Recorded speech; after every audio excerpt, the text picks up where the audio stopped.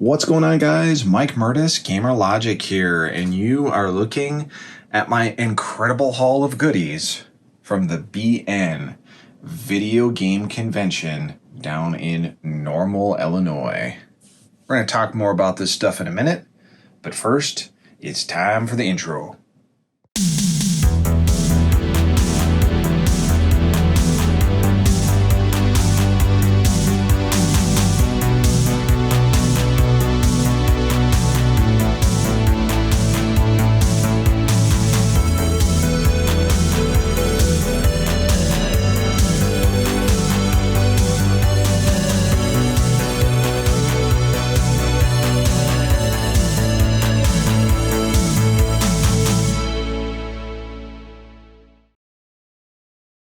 So welcome back, guys. So yeah, this was all the stuff I was able to pick up at the BN Video Game Convention for 2021, and this was my first game convention since 2019. So excited to be able to go, and I'm even more excited about the fact that I will be going to many more gaming conventions this year out of the realm of Illinois, out of the realm of Wisconsin. I'll be headed to Texas, Iowa, and potentially a couple more. So super excited about that and definitely looking forward to those. But when this convention was announced and we advertised it in Old School Gamer magazine, I asked my buddy Chris, I said, dude, do you want to go to this? Do you want to check it out? I have a feeling it's going to be really awesome. You know, the Old School Gamer magazine booth is going to be there.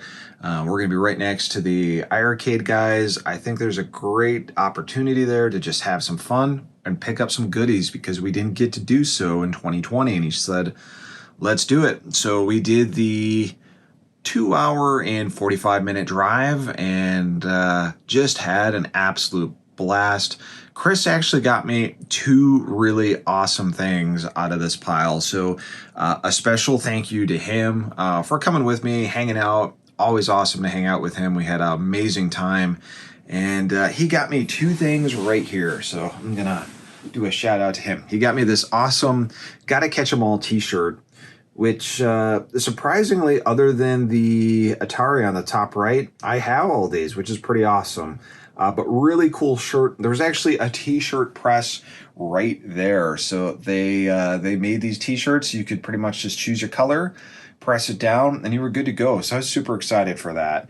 He also got me this really amazing canvas Mega Man print. That's totally awesome. Going to be hanging that up super soon. So Chris, thanks a ton for that. Thanks again for coming with, hanging out.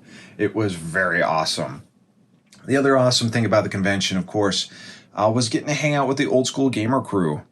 I write with them a lot. I talk to them a lot. We interact a lot on the internet, but we haven't had a lot of opportunities to really get together. And this was a first con we did together with me as a staff writer on there. And it was just awesome. Ryan's awesome. The whole crew's awesome. Got to meet Todd Friedman, who also co-runs the Video Game Summit in Illinois every year, and he's just an awesome dude. He actually started a brand new YouTube channel. So I'll put a link in his description below, but go check him out, go subscribe. He's got a lot of cool interviews, a lot of cool pieces of history gaming-wise, and he does an incredible amount of interviews across the gaming industry. And he's just got some great stuff. So he's just starting out. Go check him out. And if you go there, tell him Gamer Logic sent you and give him some subs. So awesome hanging out with him as well. But yeah, we went to this convention. This is the fourth time they've run this convention. And they had a great turnout. I think they had over 900 people, which was pretty awesome. Great vendors. Just a great time period. So let us talk about some of these awesome items that I picked up and why I picked them up. Let's actually start with some of the big box stuff first, actually. So, first off, there is this House of the Dead collection that I got. This is actually supposed to include the game and the light gun, but it just came with the light gun. And me and my buddy Chris are light gun game enthusiasts. I set up a light gun set up in the basement now, basically, right? So I have a PS2 and a PlayStation 1 and a Dreamcast and an Xbox, and you can pretty much play every light gun game there is. But I did not have a light gun set up for the Dreamcast. So I have one other light gun, and now I have this one, which is an official Japanese Dreamcast gun. Unfortunately, I heard from the vendor that this may be hardware locked by region, so we'll see. If not, cool pickup. Really just freaking cool gun, though. I like it. And the box is cool. I like having boxes for my guns. Big box PC games. So these were cheap, which shocked me because I'm really used to now seeing on YouTube big box PC games being priced pretty high. So I saw these and have some memories with these, and decided that they were so cheap, again, like $2-3 a pop, and decided to pick them up. There were others, but these are the ones that really stood out to me, especially because they were really, really good condition. Deadlock, I've never played the full version of. I only played a PC Gamer demo, which, if you look, this was the PC Gamer Editor's Choice. So I used to play this game, but it's a turn-based multiplayer strategy game. See where it says play by internet, LAN, modem, serial, or solo? I used to play the modem portion of this game, of the demo, with my buddy Zach. This was probably like, I don't know, 6th, 7th grade. So yeah, this is a game from like 95, 96, 97 or so. Lots of fun. Saw the box version of it. I was like, gotta pick it up. Myst. Myst is a timeless classic, if you will. Lots of people adore this game. It sold crap tons of copies, right? But I'm not super fond of this game. It's a very lonely game, if that makes sense. And I borrowed this game from my cousin, and this was back when I had Windows 3.11. This game requires QuickTime for Windows, and it requires QuickTime for Windows to function back in the day. Well, I didn't know this until many years later, but I'm playing the game and I'm like, man, this just looks like screenshots I'm walking around and doing things in. Like, this is really freaking boring. Everyone was like, oh, this game is so surrealistic and amazing. It's like, this kind of sucks. Well, I came to find out years later, after I put 2 and 2 together, my QuickTime for Windows install on my Packard Bell computer, my Pentium 100, 8 mega RAM computer, just hated QuickTime. It would not work with QuickTime.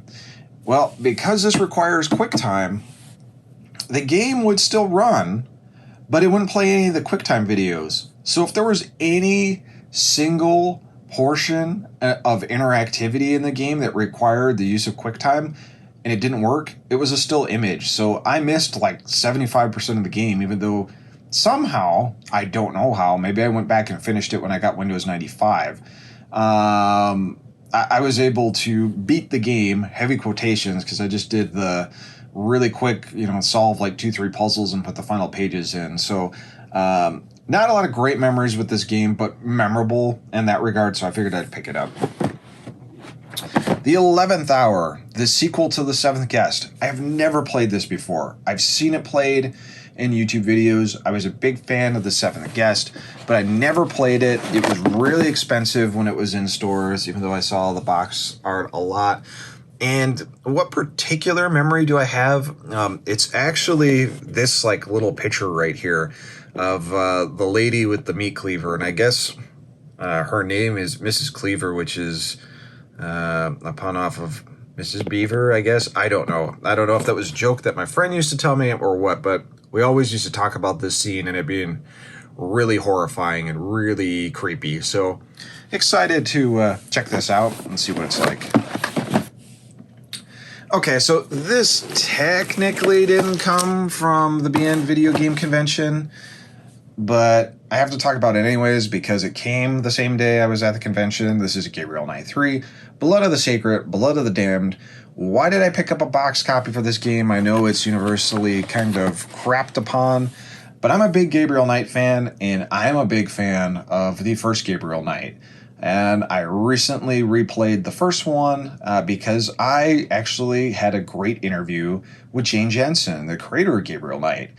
And after, owning the first one and the second one and owning a copy of this back when it first came out and having just too many issues with my computer, I decided, you know what? I want boxed copies of all my Gabriel Knight stuff again. So I got this pretty cheap off of eBay. But yeah, look forward to that Jane Jensen interview in a future issue of Old School Gamer magazine.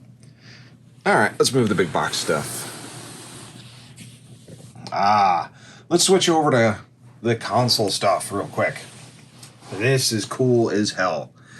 This is a Japanese, I think it's ocean blue is the color. I haven't had a lot of time to sit down and research some of the stuff I picked up, unfortunately.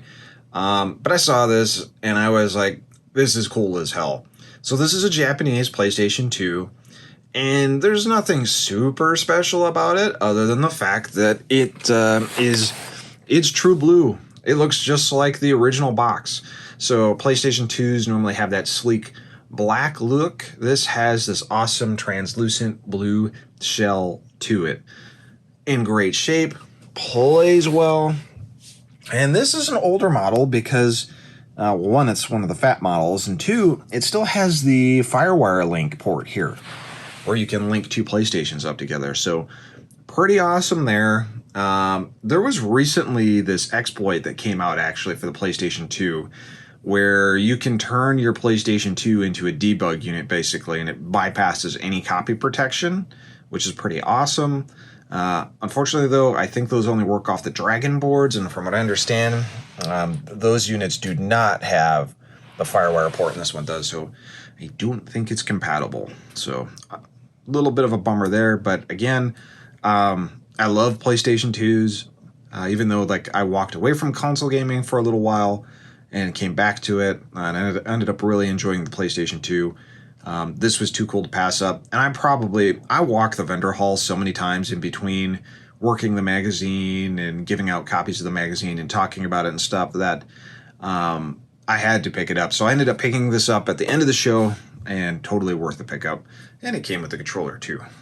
Let's put this over here. Let me crawl over. Okay, these are super, super cool. These are Japanese game cases for the appropriate systems. Geez, can you guess which ones they are? If you said Nintendo 64 for this one, you're a genius. If you said Game Boy for this one, you're a genius. I actually have a Super Famicom one that I picked up from Windy Gaming way back in the day. And I saw these, and again, no one was really picking this stuff up. And this is the stuff that super interests me. They're the kind of odd items. And he had more cases. He also had a Game Boy Color case, and I should have picked that up too. But we're going to be doing tournaments and stuff with Old School Gamer magazine, and we're going to need some systems. And I thought, what perfect way to transport your system than with these cool cases? So the cases are a little weird. I'm trying to read more about them and see how are you supposed to store the system? How is it supposed to go in? Because I feel like I failed basic shapes in school because I am not seeing an obvious way to store this, and maybe it just is the way to store it. But to show you what I'm talking about, open this up here. So case has got regular latches, so now it's like a nuclear N64 football. You pop it open, and ta-da! There's your system. Your controller's sitting under there, and then for grands, I got the Super 64, the Eon Super 64 for HDMI, and I was having issues organizing my power cord, so I didn't mess with that. But the way this thing kind of fits, it's super weird. I don't know if the 64 is just supposed to kind of sit here like this, because if you look at the shape here, that really doesn't work. I'm assuming this holds games and the RF adapter and other stuff. So to me, it just looks like, hey, it goes on right here, or it goes on like that. Maybe that makes more sense. and you put the rest of your stuff here, and you shut it. You know, it seems to shut without an issue. And there you go. Now you're playing with power. Nintendo 64, awesome case. So cool there. But this was in relatively good shape. And again, nice little hard case. I love this weird stuff. And if I happen to drop my Nintendo 64, now someone will graciously return it, right? Right. This I love too. This one's a little bit more beaten up, but that's okay. Because again, it shows that it was loved and it was used. This is our original Nintendo Game Boy case. And if you're unfamiliar with what the game is, it's Super Mario Land 2, 6 golden coins. Again, the decal's a little beat up, but that's okay. And inside of this is actually another purchase I made. Can you guess what it is? If you said Game Boy, you're correct. I have a crap ton of Game Boys, right? But I do not have a red Game Boy. Looks like ketchup. I love ketchup, by the way. But this is in really good shape. It looks nice, and I just wanted to pick up a color Game Boy. I thought they were so cool. My wife and I were actually talking about that. She said when the color Game Boys came out, she really wanted one. But her parents were like, you already have a normal Game Boy. Why do you need that? But again, just kind of weirdness in terms of, you know, how do you store this? Like, do the games go here? Does a Game Boy go here? Is that for, like, a battery backup? There's no real instructions, so I'm not sure. So, I mean, I could put the Game Boy here, and it kind of fits. Sorry, I'm having issues with the camera. I think this is how it's actually supposed to go in. The Game Boy goes here, and then your games probably go there, and your link cables and stuff like that. But I don't like having the screen exposed like that. So maybe I'll put, like, I don't know, a little paper towel. The bezel on this is actually super, super clean, so I don't want to scratch it up. It's pretty nice, right? So I keep that as clean as possible. It looks like came with an extra here. That looks like a cover for the link port in a Game Boy. And talk about this little guy here. But yeah, just another cool little case that I was like, I gotta have it. That's awesome. So again, one of those unique collector's items that you just don't see very often.